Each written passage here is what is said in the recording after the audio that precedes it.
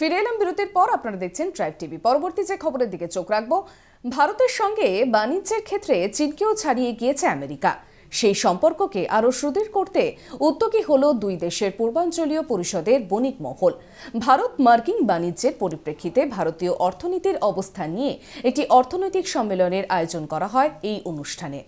গত আর্থিক বছরে ভারতের দ্বিতীয় বৃহত্তম ব্যবসায়িক অংশীদার হয়ে উঠেছিল আমেরিকা। শুধু তাই নয়, ভারতের সঙ্গে বাণিজ্যের ক্ষেত্রে চীনকেও ছাড়িয়ে গিয়েছে তারা। সেই সম্পর্ককে আরও সুদৃঢ় করতে উদ্যোগী হল দুই দেশের পূর্বাঞ্চলীয় পরিষদের বণিক মহল। পশ্চিমবঙ্গ সরকারের পক্ষ থেকে এই আলোচনা সভায় উপস্থিত ছিলেন হিডকো চেয়ারম্যান দেবাশিস সেন। আমরা যেটা বলেছি আমাদের নগর উন্নয়ন দপ্তরের দৃষ্টিভঙ্গি থেকে, যে আমরা নিউ টাউন, আলিপুর, নবদিগন্ত ইত্যাদিতে ওরা সিলিকন ভ্যালি, আজকাল আসল সিলিকন ভ্যালি ক্যালিফোর্নিয়া এত কস্টলি হয়ে গেছে যে সেখানে স্টার্ট আপরা আসতে পারছে না। সুতরাং আমরা আহ্বান করেছি যারা আসতে পারছে না তারা আমাদের বেঙ্গল সিলিকন ভ্যালিতে আসুক। এখানে ডেটা সেন্টার আছে, এখানে পরিকাঠামো আছে, এখানে ট্যালেন্ট আছে। আমরা এটা আহ্বান করেছি। দুই, আমরা যেটা বলছি যে আমাদের টেকনোলজি চাই। আজকাল সোলার এনার্জির কথা হচ্ছে, 2030-এর মধ্যে 500 গিগাওয়াট এনার্জি নন কনভেনশনালি করতে হবে, কিন্তু তার জন্য যে বিপুল টেকনোলজির দরকার সেটা আমেরিকার বিভিন্ন জায়গায় ইনক্লুডিং স্ট্যানফোর্ড ইউনিভার্সিটিতে খুব ভালো করছে। আমরা বলছি সেই টেকনোলজি দাও। আর শেষ কথা বলেছি, রিয়েল এস্টেট সেক্টরে পশ্চিমবঙ্গ সরকার আলিপুরের জমি অ্যাভেলেবেল করছে হিডকোর মাধ্যমে। আমরা সিলভার স্প্রিং, বাইপাস, নোনাডাঙ্গা এবং নিউ টাউনে তো আছেই। এখানে প্রাইভেট সেক্টরে ট্রাম্প টাওয়ার এসছে। এই ধরনের বড় বড় ইনভেস্টর যদি আসে তাহলে অর্থনীতি এবং কর্মসংস্থান দুটোই হবে। সুতরাং আমরা চাইছি এই পদক্ষেপে ধীরে ধীরে সংশ্লিষ্ট কোম্পানি এবং সরকার একসঙ্গে এগিয়ে আসুক, এটাই আমরা বলেছি। যে কোনো জায়গায় যদি বায়ারকে অ্যাট্রাক্ট করতে হয় তাহলে আমাদেরকে ওদের সাথে বেশি যাওয়া আসা করা, আরও জয়েন্টলি কিছু মিটিং করা, ফাইন্ড আউট করা কোন কোন জায়গাগুলোতে আমাদের গ্যাপ আছে যেগুলো আমরা অ্যাট্রাক্ট করতে পারি। তো সেই জিনিসগুলো নিয়ে কথাবার্তা চালানো এবং এই ধরনের মিটিংগুলো ওগুলোকে আরেকটু কাছাকাছি নিয়ে আসবে।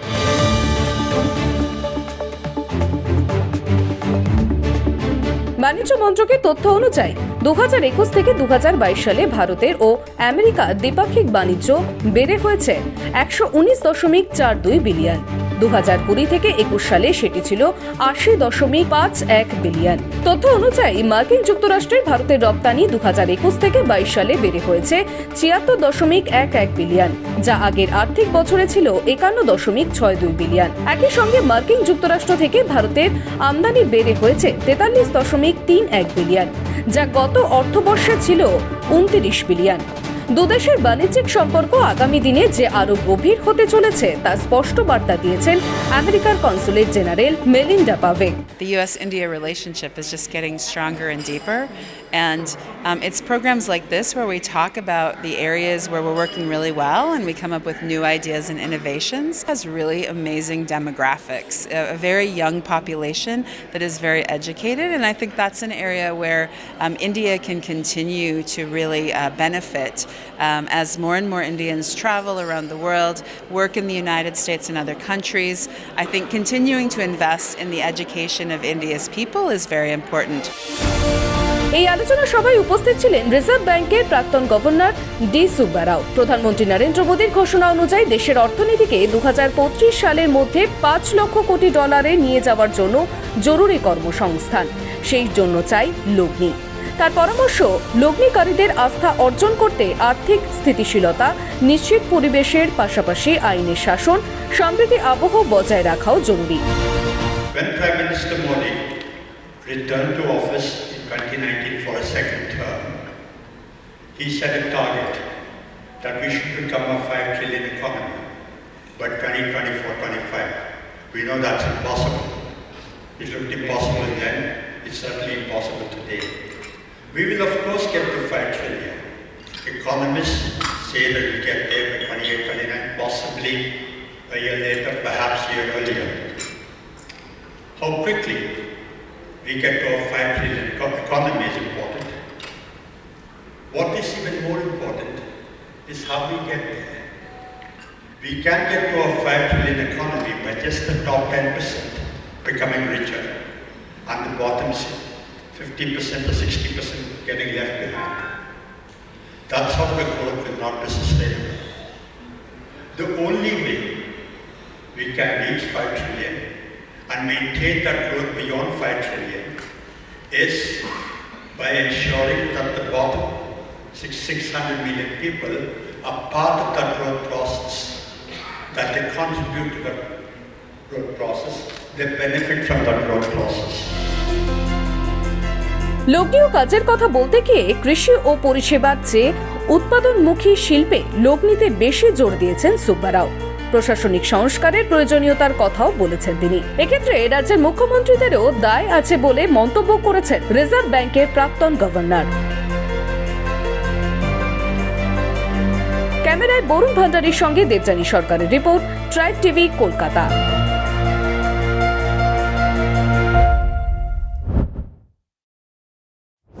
দেশজুড়ে চলছে বয়কটের ট্রেন্ড। টুইটার থেকে শুরু করে সোশ্যাল মিডিয়ায় একের পর এক ছবি বয়কটের ডাক দিয়েছে দর্শকদের একাংশ। হিন্দি ছবির পাশাপাশি একের পর এক বাংলা ছবি বয়কটের ডাক দিচ্ছে নেটপাড়া। শুরুটা হয়েছিল আমির খানের লাল সিং চাড্ডা দিয়ে, যার রেশ পড়েছে ধর্মযুদ্ধ বিসমিল্লায়। এবার সেই তালিকায় নতুন নাম উঠে এসেছে কৌশিক গঙ্গোপাধ্যায়ের ছবি লক্ষ্মী ছেলেরও। जो भी हुंदा है वो हम कर दें या फिर हम हवा विच एवं ही उड़ते फिरते हैं। বিদেশের বাজারে এই মুহূর্তে আমিরের লাল সিং চাড্ডা সর্বোচ্চ আয়কারী ভারতীয় সিনেমা। সম্প্রতি বিশ্বের বাজারে হিট ফিল্মে তকমা পাওয়া গাঙ্গুবাই কাঠিয়াওয়ারি, ভুলভুলাইয়া 2, কাশ্মীরি ফাইলসকেও ছাপিয়ে গিয়েছে আমির খানের এই ছবি। আমির খানের লাল সিং চাড্ডা গত এক সপ্তাহে বিদেশের বাজারে আয় করেছে $7.5 মিলিয়ন, যা ভারতীয় মুদ্রায় দাঁড়াচ্ছে 59 কোটি টাকা। ছবি মুক্তির প্রথম থেকে লাগাতার সমালোচনার মুখে পড়েছে লাল সিং চাড্ডা। আমির খানের অভিনয় থেকে শুরু করে সেনাবাহিনীর অপমান, যা ঘিরে বয়কটের ট্রেন্ড ঝড় ওঠে টুইটারে। গত 11 আগস্ট মুক্তি পেয়েছে আমিরের এই ছবি। मैंने नहीं पता कितने लिखिया है सब, किसने लिखिया है और क्यों लिखिया है जो लिखिया है। रूपा বলিউডের বয়কটের ট্রেন্ড এবার টলিউডেও। সম্প্রতি মুক্তিপ্রাপ্ত রাজ চক্রবর্তীর ধর্মযুদ্ধ বয়কটের ডাক দিয়ে তৈরি হয়েছিল হ্যাশট্যাগ। এরপর সেই বয়কটের ডাক পরে ইন্দ্রদীপ দাশগুপ্ত পরিচালিত ও ঋত্বিক সেন, শুভশ্রী অভিনীত বিসমিল্লা ছবির।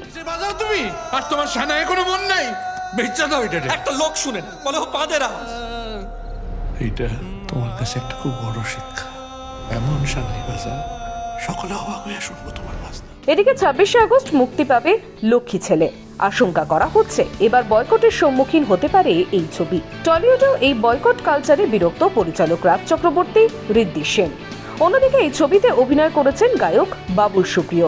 বুধবার এই ছবির প্রমোশনে কলকাতার এক নামি দামি হোটেলে লাল সিং চাড্ডার বয়কট ট্রেন্ড ঘিরে মুখ খুলেছেন মন্ত্রী তথা গায়ক বাবুল সুপ্রিয়। ইগনোর করুন, দেখুন এটার পেছনে একটা ভেস্টেড ইন্টারেস্ট আছে, এবং এটা করে যারা করছে আপনারা একবার ফেসবুকটা খুলে বা অন্যান্য টুইটার খুলে দেখবেন, most of this accounts are blocked. There blocked accounts, follower 3টে কি 4টে, এগুলো বট দিয়ে ভেস্টেড ইন্টারেস্ট যেগুলো করানো হচ্ছে। আমাদের যে অডিয়েন্স বা আমাদের অ্যাজ এ হিউম্যানিটি আমাদের উচিত এগুলোকে ইগনোর করতে শেখা।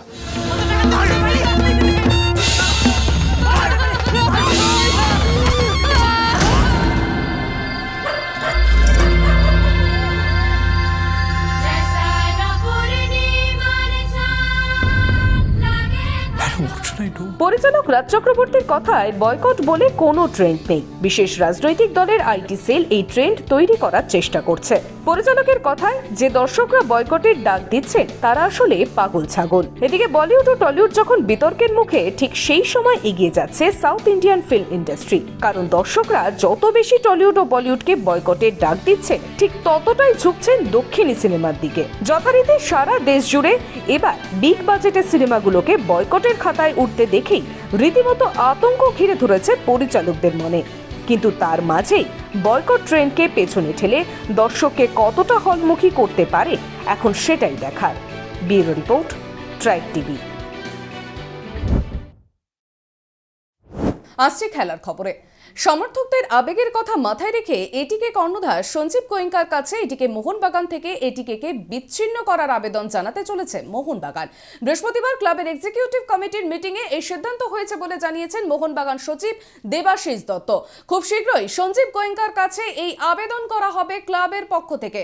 এছাড়াও এদিন মিটিংয়ে ক্লাবের ভিআইপি গেট সদ্য প্রয়াত সমর বন্দ্যোপাধ্যায়ের নামে বড় গেটটি পেলে, মারাদোনা, গ্যারি সোবার্স 3 কিংবদন্তির নামে করার সিদ্ধান্ত নেওয়া হয়েছে। মোহনবাগান গ্যালারির ভিআইপি বক্স ধীরেন দে, প্রেস বক্স জার্নেল সিং এর নামে এবং ক্লাবের আর্কাইভ গোষ্ঠপালের নামে করার সিদ্ধান্ত নেওয়া হয়েছে এক্সিকিউটিভ কমিটির মিটিংয়ে। আগামী 3রা সেপ্টেম্বর বিকেল 4টায় ক্লাবে অনুষ্ঠিত হবে সমর বন্দ্যোপাধ্যায়ের স্মরণ সভা।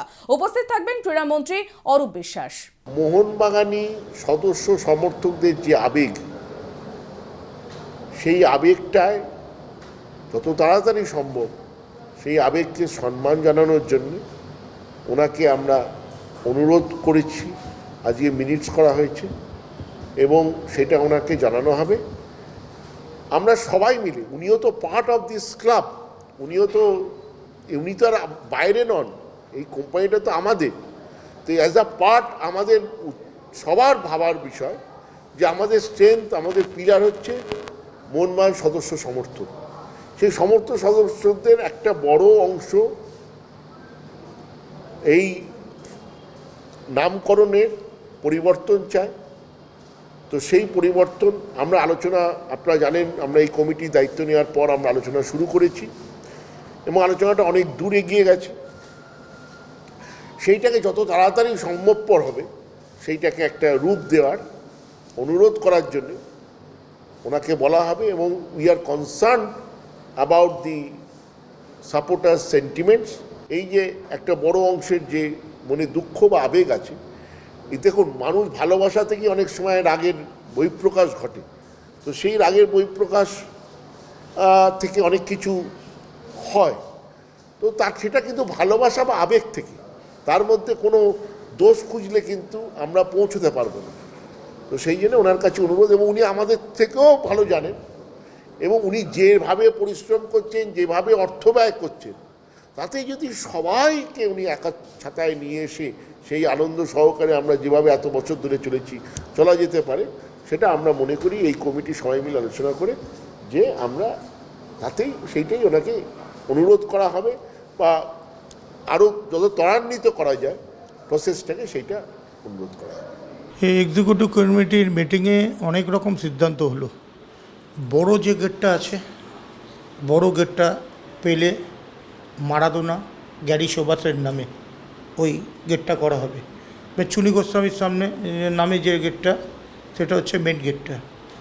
আর তার পাশে যে ছোটো গেটটা হয়েছে, ছোটো গেটটা আমরা বদ্রু ব্যানার্জির নামে এই গেটটা করা হলো। ইভেন আজ এই প্রোগ্রামে আমরা বদ্রু ব্যানার্জির 3 তারিখ কন্ডোলেন্স মিটিং আমরা মোহনবাগান ক্লাবে করব। আইএফের কাছ থেকে বকেয়া টাকা না পেলে কলকাতা লিগ না খেলার হুঁশিয়ারি দিয়েছে মোহনবাগান। দুদিন আগেই মোহনবাগান সচিব দেবাশিস দত্ত জানিয়েছিলেন 2018 সাল থেকে আইএফের কাছ থেকে ক্লাবের বকেয়া টাকা পাওয়া হয় 60 লক্ষ টাকা। একাধিকবার চিঠি দিলেও আইএফের সেই টাকা মেটানোর কোনো উদ্যোগ নেয়নি। তিনি জানান আইএফের সম্প্রতি ক্লাবকে চিঠি দিয়ে ইনস্টলমেন্টে টাকা মিটিয়ে দেওয়ার প্রতিশ্রুতি দিয়েছে। আগামী সেপ্টেম্বর মাসের প্রথম সপ্তাহের মধ্যেই প্রথম কিস্তির টাকা মোহনবাগানকে দেওয়ার কথা বলা হয়েছে সেই চিঠিতে। কিন্তু কতগুলো ইনস্টলমেন্ট এবং প্রতি কিস্তিতে কত টাকা করে মেটানো হবে তা আইএফএ চিঠিতে উল্লেখ করেননি বলেই অভিযোগ করেন মোহনবাগান সচিব। 31শে আগস্ট পর্যন্ত আইএফএ কে সময় দিয়েছে মোহনবাগান। বৃহস্পতিবার আইএফএ সচিব অনির্বাণ দত্ত জানিয়েছেন এই মুহূর্তে রাজ্য ফুটবলের নিয়ন্ত্রক সংস্থার কোনো স্পন্সর না থাকায় টাকা মেটাতে অসুবিধে হচ্ছে।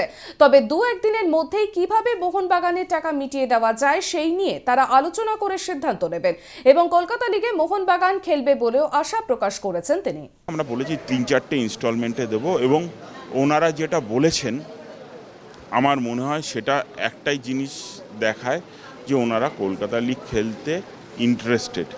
নইলে তো ওনারা প্রেস কনফারেন্স করে বলেই দিতে পারতেন যে আমরা খেলতে চাই না। আমরা কোনো অ্যামাউন্ট তখন সেই মুহূর্তে বলতে পারিনি, কারণ আপনি জানেন সবে 2 মাস হয়েছে আমি দায়িত্ব নিয়েছি এবং আমরা চেষ্টা করছি একটা স্পন্সর নিয়ে আসার খেলার এখানে।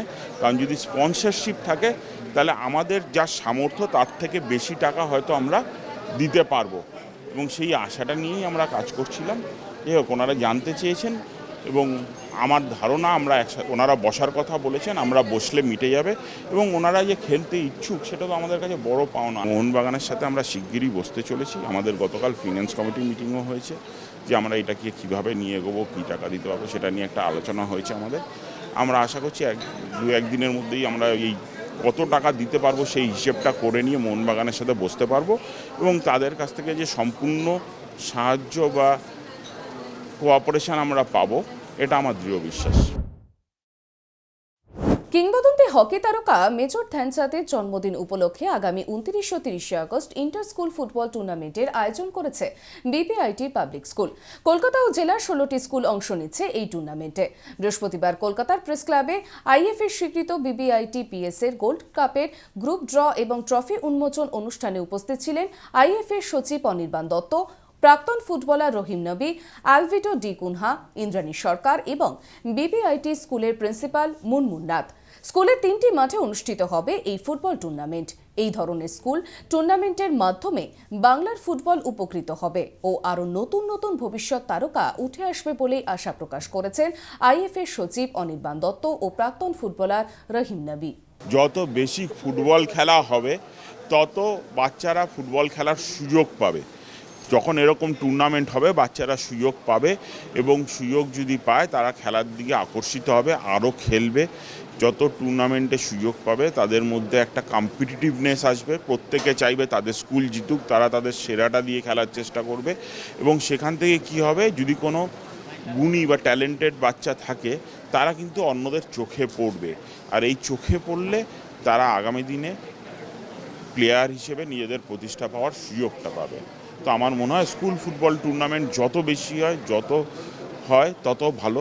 শিক্ষামন্ত্রীর সঙ্গে যদি কখনো কথা হয় আমি বলবো প্রত্যেকটা স্কুলে ইমিডিয়েট ফুটবল নিয়ে আলোচনা করা উচিত। Football inter school inter class খেলা উচিত, কেন ফুটবল ইন্টার স্কুল যত খেলবে আমার মনে হয় খেলাধুলার মধ্যে আসলে দেখো একটা দেশ কিন্তু বরাবরই মনে রাখবে যে স্পোর্টসের মাধ্যমে আমরা এগিয়ে নিয়ে যাই। আমেরিকা বলো, আমরা যদি রাশিয়া বলি, সমস্ত কিন্তু স্পোর্টসের জন্য এগিয়ে আছে ওরা, তাই না? তাই স্পোর্টসটাকে বাঁচাতে গেলে কিন্তু স্কুল ফুটবল থেকে শুরু হয়, সমস্ত দিক দিয়ে যে কোনো খেলা, অ্যাথলিট বলো, যাই হোক, স্কুল ফুটবলটাকে বাঁচিয়ে রাখতে গেলে বাংলার ফুটবল তবে কিন্তু বাঁচবে। তাই আমি বরাবরই কিন্তু জোর দিয়ে স্কুল ফুটবলের ওপর। আমি একটু আগে বলছিলাম আমাদের কেন্দ্র সরকারকে কিন্তু অনেক বেশি করে দায়িত্ব নিতে হবে, নাহলে আগামী দিনে আমাদের এই ছেলেরা কিন্তু যদি দেখো, যদি ভারতীয় দল মানে ভারতীয় হয়ে যদি কেউ গোল্ড আনে বা কিছু আনে, বা ভারতীয় দল যদি কোথাও পার্টিসিপেট করে, তারা কিন্তু যেরকম সম্মান আছে, নাম আছে, সেরকম কিন্তু অর্থও আছে। তো এখন আইএসএল খেললে কত পয়সা, তো এখন যদি ঠিকভাবে এরা ঠিকভাবে খেলতে পারে, নিজেদেরকে যদি নিজের মানে নামের প্রতি সুবিচার করতে পারে বা খেলতে পারে, আমার মনে হয় এদের খুব ভালো প্ল্যাটফর্ম এটা।